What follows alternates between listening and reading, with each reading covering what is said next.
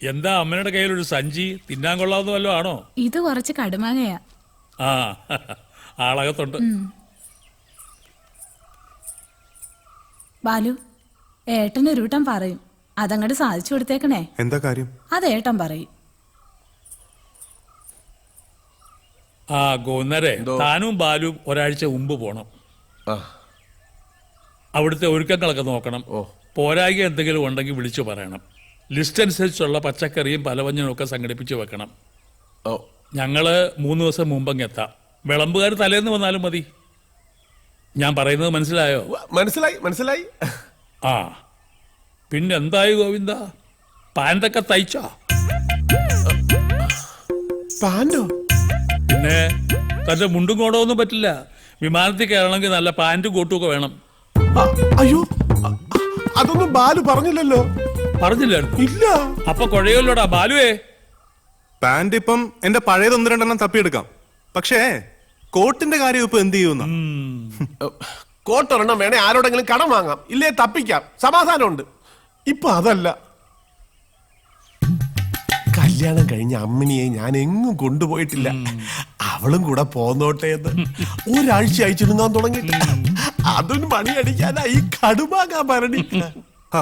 ഇനി എങ്ങനെ ശരിയാവാനാ ഗോവിന്ദേട്ടാ? 15 പേരുടെ ലിസ്റ്റും പോയി, അവരുടെയൊക്കെ വിസയും ടിക്കറ്റും റെഡി ആയിക്കൊണ്ടിരിക്കുക. 15 പേരോ? അതെന്തിനാ? 5 ദേഹെണ്ണം, 10 പേര് വിളമ്പ്. ആ വിളമ്പിന്റെ 10 പേരുടെ കൂട്ടത്തില് അമ്മണിയെ കൂടി ദേഹണ്ണത്തിന് ഒരു സഹായം ആവുമല്ലോ. ഇല്ലെങ്കിൽ കിടന്നു പൊറുക്കാനൊക്കൂല. ഇനി ഒരാളെ വെട്ടി ഒരാളെ കേറ്റി അതൊന്നും നടക്കില്ല. ഇങ്ങനൊരു വ്യാമോഹം ഉണ്ടെങ്കിൽ അത് നേരത്തെ പറയണ്ട എന്റെ ഗോവിന്ദേട്ടാ. ഇന്ന് അവൾ എന്നെ കൊല്ലും. അതിനിത് ടൂറൊന്നും അല്ലല്ലോ. ഞാൻ അവളെ പറഞ്ഞ് മനസ്സിലായിക്കോളാം. താ സമാധാനായിട്ടിരിക്കും. ആ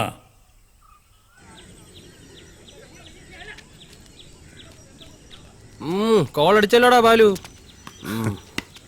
ബിടെക് അല്ലെങ്കിൽ ഞാനൊരു ഡിഗ്രിക്കാരനാ. എന്ത് പണിയാണെങ്കിലും വേണ്ടൂല, ഈ നാട്ടുകാരുടെ ചോദ്യങ്ങളിൽ നിന്ന് ഒഴിവായാ മതി. ഇതാരാടാ ഇത്? ഇതാണ് മേനോ സാർ, ഞങ്ങളുടെ അവിടുത്തെ ഹോസ്റ്റൽ. അപ്പൊ ലാലേട്ടനോ?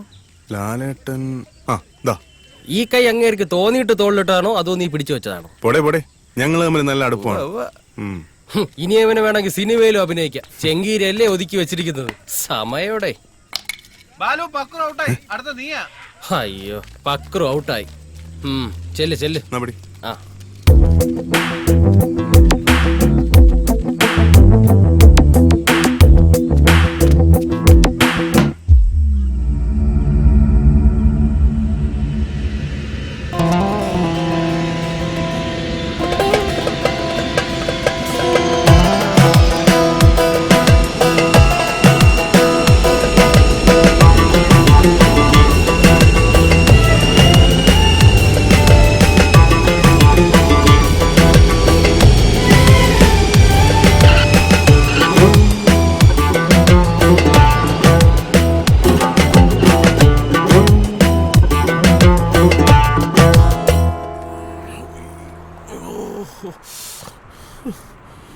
നമ്മളെ വിളിക്കാൻ വരാന്ന് പറഞ്ഞ ആളെ കാണുന്നില്ലല്ലോ.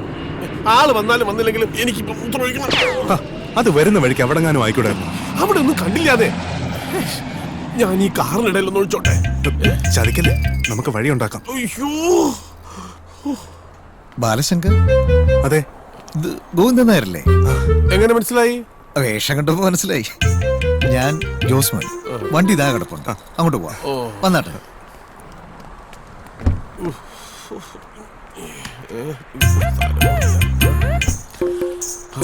മുമ്പില് കേറാം. ഇവിടെ സ്റ്റിയറിംഗ് എന്ത് വണ്ടിയാ? വണ്ടി വിട്.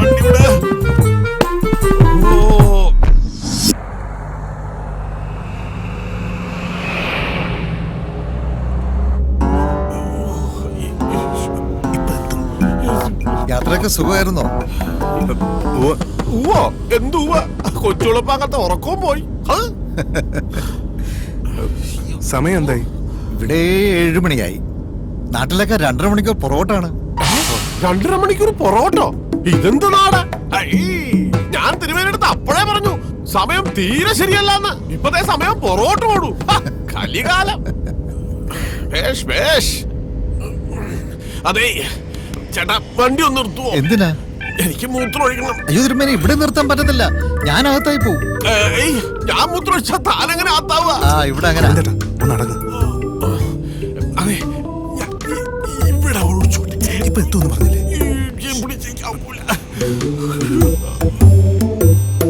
ഇപ്പൊ എത്തുവോ? പിടയ്ക്കാതെ സ്വാമി, ദാ നമ്മളിപ്പോ എത്തിക്കഴിഞ്ഞു. ഓ,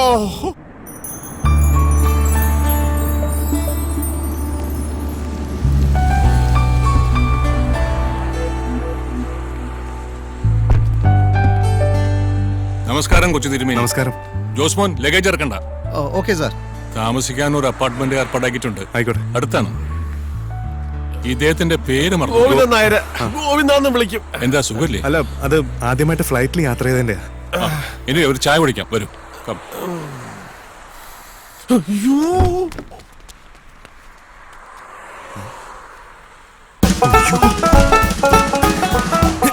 എന്തോ കാണിക്കുന്നേ? അയ്യോ, എന്നാ പിന്നെ ഞാൻ വെളിയിറങ്ങി ഒഴിക്കട്ടാ? വെളിയിൽ ഇറങ്ങി ഒഴിച്ച പിടിച്ച് അകത്തിടാ. നാടല്ല, ഇങ്ങോട്ട് വന്നേ. വിട്, വീട്ടിനകത്ത് മൂത്രപ്പുരയുണ്ടോ ചോദിക്കും. ഒരു വീട്ടിൽ കയറി വന്ന ഉടനെ മൂത്രം ഒഴിക്കണം എന്ന് പറയുന്നത് എങ്ങനെ? അതിനൊക്കെ ഒരു സമയവും കാലവും ഒക്കെ ഉണ്ട്. എന്റെ ദൈവമേ, ഗൾഫ് രാജ്യത്തിൽ വന്ന് തലക്കുറ നോക്കി മൂത്രം ഒഴിക്കേണ്ട അവസ്ഥയല്ലോ. അയ്യോ, ഇരുന്നോട്ട്. ചോദിച്ചോട്ട്. ആ, ഇരിക്കും. ഇന്ന് കുറച്ച് റെസ്റ്റ് എടുക്കാം. നാട്ടിലേക്കാൾ 2.5 മണിക്കൂർ പുറകോട്ടാ ഇവിടെ. നാളെ കാലത്ത് വന്ന് പാചകപ്പുരയ്ക്കുള്ള സ്ഥലം തീരുമാനിക്കണം. പിന്നെ എന്തൊക്കെയാണെന്ന് അച്ഛൻ പറഞ്ഞേൽപ്പിച്ചിട്ടുണ്ടാവുമല്ലോ. ഉവ്വ്. ആദ്യമായിട്ടല്ലേ ദോഹയില്? അതെ. കുറച്ചൊക്കെ ഒന്ന് കറങ്ങണം. കല്യാണം കഴിഞ്ഞിട്ട് മതിയെങ്കിൽ അങ്ങനെ എന്ത് ആവശ്യമുണ്ടെങ്കിലും ജോസ്മോനോട് പറഞ്ഞാൽ മതി. അതെ, ഈ വേണ്ട.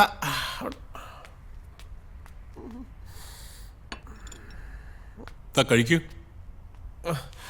വിവാഹ മംഗളാശംസകൾ. അയ്യോ, ഞാനല്ല ആള്. അയ്യോ, അല്ലേ? ഇതല്ല വധു. ജാനും അമ്മയും കൂടി പുറത്തു പോയതാ, ചില ഷോപ്പിംഗ് ഒക്കെ ആയിട്ട്. ഇപ്പൊ എത്താറായി. ഇത് ജാനുവിന്റെ ഫ്രണ്ടാ. ഇതിന്റെ അവസരം അവരോട് ചോദിക്കും. ആ പെണ്ണെന്നകത്തേക്ക് പൊക്കോട്ടെ. ആ ഞങ്ങൾ ഇത്തിരി വൈകിപ്പോയി, ഞാനിത് കൊണ്ടുവച്ചിട്ട് വരാം. ഇരിക്കും. ജാനു, ഇവളുടെയാണ് വിവാഹം. നിനക്ക് മനസ്സിലായല്ലോ അല്ലേ? പിന്നെ അച്ഛൻ പറഞ്ഞിരുന്നല്ലോ. എനിക്ക് കുറച്ച് വെജിറ്റബിൾ ഡിഷസിന്റെ റെസിപ്പി അറിയണം. ഓലൻ, കിച്ചടി, അങ്ങനെ ചിലതിന്റെ. ഏയ്, ബാലൊരു മേൽനോട്ടത്തിന് വന്നതാ. ബിടെക് കഴിഞ്ഞു, ഇനിയൊരു ജോലി വേണം. നോക്കാമെന്ന് ജാനും പറഞ്ഞിട്ടുണ്ട്. അച്ഛൻ തിരുമേനി വരട്ടെ, എന്തൊക്കെയാ വേണ്ടെന്ന് പറഞ്ഞാൽ നോട്ട്സ് വരെ വാങ്ങിത്തരാം. നമ്മൾ ഈ വിശപ്പ് മാറാൻ പുറത്തുനിന്ന് എന്തൊക്കെയോ വാങ്ങിക്കഴിക്കും. ശരിക്കും കൂടുതൽ അറിയുമ്പോഴാ ഈ preparation is A real art. കഴിക്കാൻ എന്തെങ്കിലും എടുക്കട്ടെ? വേണ്ട.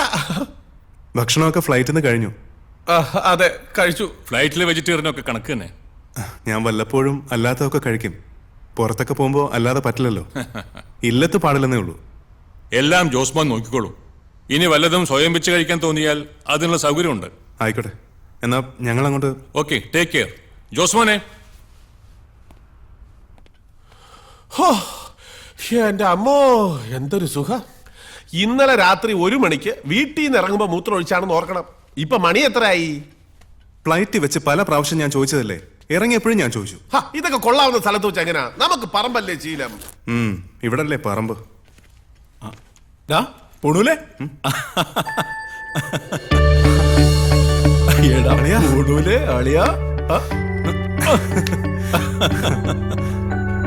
പറഞ്ഞാ നീ വിശ്വസിക്കത്തില്ല. ഇങ്ങോട്ട് ഇറങ്ങാൻ നേരത്തെ ഒരു ഫോൺ കോള്. ആരാന്നറിയോ? ആര്? നിന്റെ പഴയ ഇത് ഗോവിന്ദേട്ടൻ.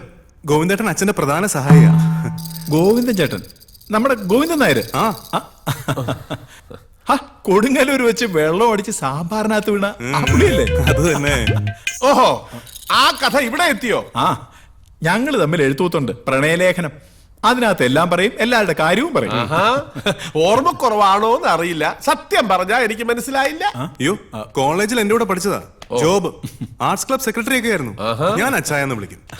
അച്ഛാ, സിൽക്ക് ഷർട്ട് സ്റ്റൈലായിട്ടുണ്ട്. ഓഫീസിൽ നിന്ന് റൂമിൽ പോയി മാറി വരണോ അതോ നേരെ വരണോന്ന് ഞാനൊന്ന് ആലോചിച്ചു. പിന്നെ വിചാരിച്ചു ഇവിടുത്തെ എന്റെ വേഷം കെട്ടൊക്കെ പൂണൂലുടന്ന് കണ്ടോട്ടെ എന്ന്. പൂണൂലുണ്ടോ അതോ പൊട്ടിച്ചളഞ്ഞോ? അതുവരെ ഒന്നും എത്തിയിട്ടില്ല. അതെ ജോബ് സാറേ, ഇവിടെ മറ്റത് കിട്ടുമോ? പിന്നെന്നാ അച്ഛൻ നീ ചുമ്മാ ഇരിക്കെ. ചേട്ടൻ ഡ്രസ് പഠിക്കണ്ട, ഈ വന്ന കാര്യമൊക്കെ ഒന്ന് കഴിഞ്ഞോട്ടെ, പിന്നെ നമുക്ക് അടിച്ച് പൊളിക്കാം. എന്നതാ ബ്രാൻഡ്?